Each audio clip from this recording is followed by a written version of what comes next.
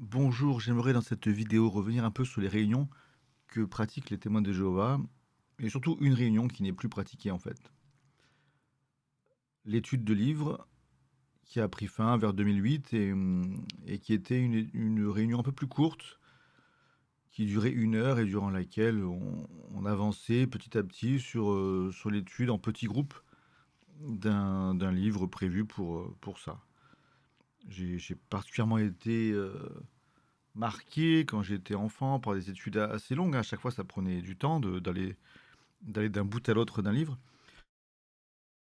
Il y en a deux qui m'ont marqué. C'était un livre sur les évolutions ou création, et puis un livre rouge sur le livre de la Révélation, qui était assez stylé quand même, parce que bon, la Révélation, c'est extrêmement psychédélique. Il y a des monstres partout et tout. C'était bon, je comprenais pas grand-chose, mais c'était assez trippant.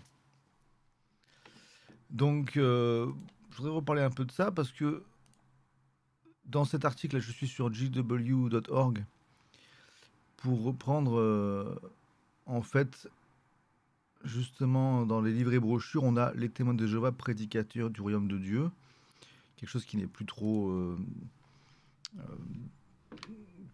présenté et utilisé, j'imagine, aujourd'hui, parce que ça fait référence justement à l'étude de livres comme étant quelque chose d'encore actuel.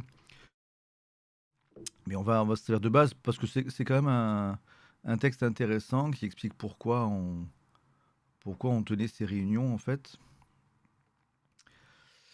Et ça explique les débuts, hein, les débuts des étudiants de la Bible qui ont donné après les témoins de Jéhovah avec le frère Russell, et qui disait, en fait, dès 1881, frère Russell encourageait à se réunir en petits groupes pour travailler sur la Bible. Alors c'était un peu plus loin que c'était intéressant. Attendez, hop. Voilà. Non mais ici c'est bien. On a commencé à se servir de plusieurs tomes de l'horreur du millénium pour étudier la Bible. En 1895, les groupes d'études étaient appelés Cercle de l'aurore pour l'étude de la Bible. En Norvège, certains en ont parlé plus tard comme de réunions de lecture et d'entretien, ajoutant des extraits des livres de Charles Russell étaient lus à haute voix, et si quelqu'un voulait faire un commentaire ou poser une question, il levait la main. Frère Russell a conseillé à ceux qui participaient à ces réunions d'utiliser différentes traductions des Écritures, les références marginales de la Bible et des concordances bibliques. C'est assez logique en vrai, si on veut. À la base, ça s'appelait les étudiants de la Bible. Enfin, si on veut vraiment tirer la substantifique moelle de la Bible, bah, c'est vrai que plutôt que de s'en tenir à une seule traduction, ça paraît assez logique d'en utiliser plusieurs et de les comparer. Ce serait un peu prétentieux de penser que tous les gens qui ont passé des années, parce que c'est quand même un sacré boulot de traduire la Bible, penser que les personnes qui ont fait ça simplement parce qu'elles ne sont pas de notre confession sont forcément des gens qui font mal leur boulot, qui sont pas motivés, ça me paraît très condescendant. Enfin, s'il y a bien une chose qu'on peut facilement admettre, j'espère, ça serait vraiment assez dramatique de ne pas être d'accord avec ça, c'est que quand quelqu'un passe des milliers d'heures à traduire un texte, c'est qu'il a quand même un profond amour pour ce texte. Enfin, ça me paraît très insultant d'insinuer le contraire. Donc toutes ces traductions de la Bible ont quand même un petit intérêt à leur manière, dans le sens où elles sont faites par des personnes sincères, mais qui ont des connaissances initiales et des talents différents. Donc c'est vrai que c'est intéressant de comparer, tout simplement. Les études avaient souvent lieu dans un foyer, par groupe de taille moyenne, un soir qui convenait à tous. Ces réunions sont à l'origine de l'étude de livres qui se tient aujourd'hui dans les congrégations, ce qui donc maintenant n'est plus le cas. Voilà, donc c'était juste pour voir un peu cet aspect historique. Alors pourquoi, je vais deux, trois trucs à dire encore dessus, mais pourquoi je suis reparti sur cette recherche? C'est en fait en tombant sur un commentaire que j'ai trouvé intéressant sur une des vidéos de la chaîne de Dominique Reynaud, une superbe chaîne qui parle aussi des témoins de Jéhovah depuis longtemps et qui le fait très bien. Il y avait ce commentaire sous une vidéo de 3 fois hélas qui disait: Bonjour Dominique, la suppression de l'étude de livres a marqué un tournant. Déjà, le motif, donner plus de temps aux frères et sœurs, est complètement illusoire, sachant qu'au contraire, il faut en faire toujours plus. Bon, alors ça, justement, on pourrait y revenir un petit peu après. Il semblerait qu'il y ait des motifs aussi légaux au niveau de la situation aux États-Unis qui est poussé peut-être à faire ça. Motifs qui n'ont pas été annoncés aux frères et sœurs tels quels, mais qui pourraient avoir joué. En fait, cette suppression a été une mesure de nettoyage parce que justement, ces réunions privées étaient trop conviviales. Tenues plus cool, ils en parlaient souvent, attention, on doit s'habiller comme aux réunions, etc. Conversation intime, chaleur. De fait, les gens discutaient, étaient eux-mêmes, donc pour la vitrine officielle et la froideur de bon ton pour l'uniformité, cette réunion traditionnelle, on nous rabâchait que c'était la plus importante, celle qui resterait en cas de persécution ou de crise. Cette bonne vieille étude a été supprimée. Là, je vais revenir un peu sur ce côté, celle qui resterait en cas de persécution ou de crise. Chez mes parents, quand j'étais petit, on avait tout un carton qui contenait plein de livres TJ, plutôt anciens, quoi. Et puis tout un gros stock aussi de Tour de garde et Réveillez-vous. Et quand je demandais pourquoi on avait... Parce qu'on avait une bibliothèque dans laquelle les livres étaient rangés, comme dans une bibliothèque normalement, tout ça. Mais ça, c'était vraiment dans des cartons dans un coin, et dans un nombre assez étonnant. Et j'avais demandé à mes parents pourquoi on avait ce stock-là, un peu spécial. Ils m'avaient répondu que c'était la congrégation qui avait disséminé ça chez des frères et sœurs, pour que, en cas de persécution, ou si les réunions devaient s'arrêter, si on devait plus recevoir les brochures et tout, eh bien, il y aurait des stocks disséminés dans les différents foyers. Donc c'était du matériel de guerre, entre guillemets, quoi, de résistance.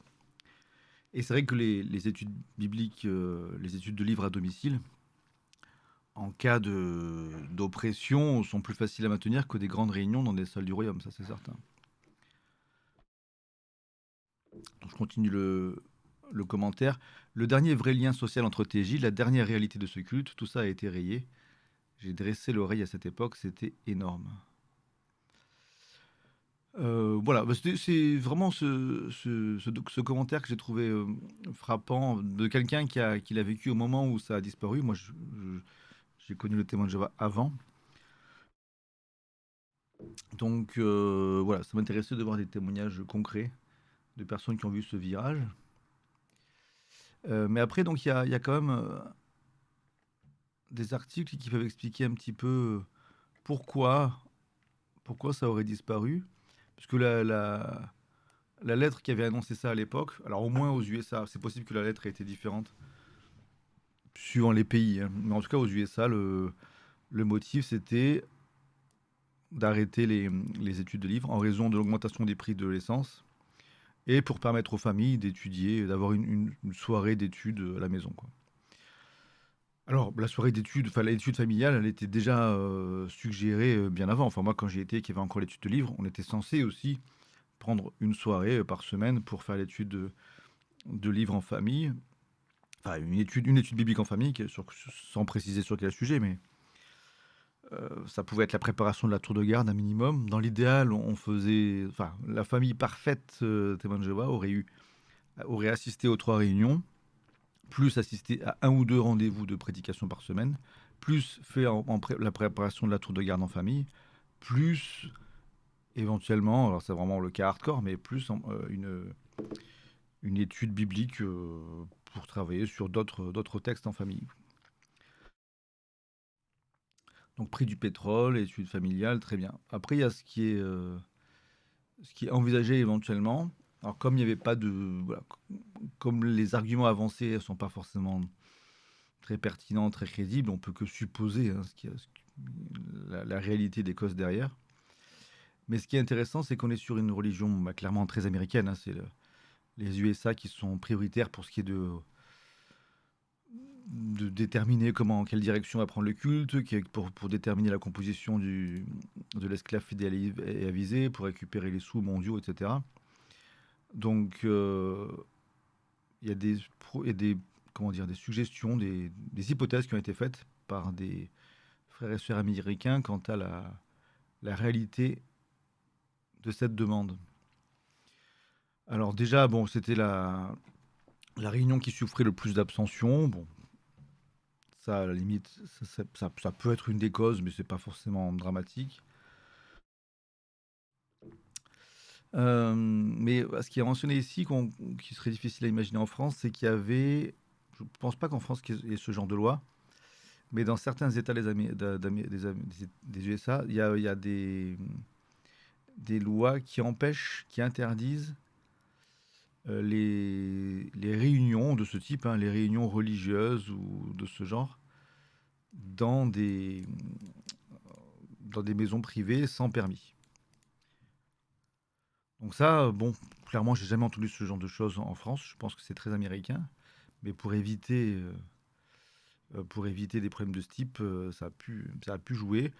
Là, ce qui est mentionné aussi, c'est que c'était l'époque où commençait à monter peut-être de plus en plus de risques enfin, de plaintes en raison des agressions sur enfants qui ont fini par ressurgir. Et c'est vrai que tout ce qui est petite réunion privée à la maison, on peut prêter le flanc plus facilement à ce genre de risque. Et bon, après, entre guillemets, c'est dommage. Enfin, bon, le mieux, ce serait pas de réunion du tout, mais c'est vrai que même si étant petit, toutes les réunions me fatiguaient un peu.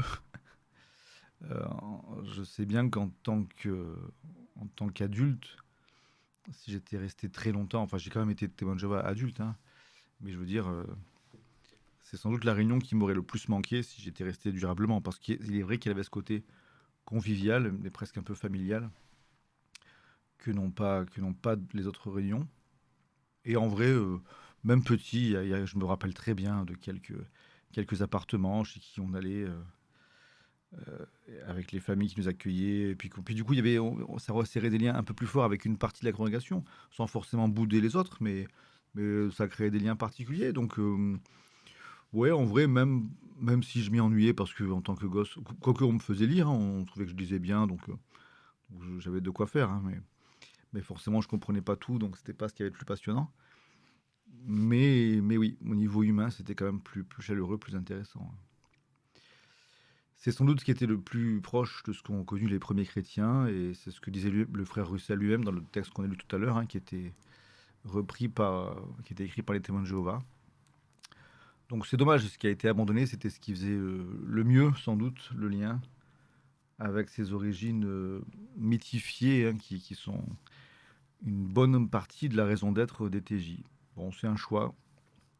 On verra comment ça évoluera à l'avenir. Je vous dis à une prochaine fois.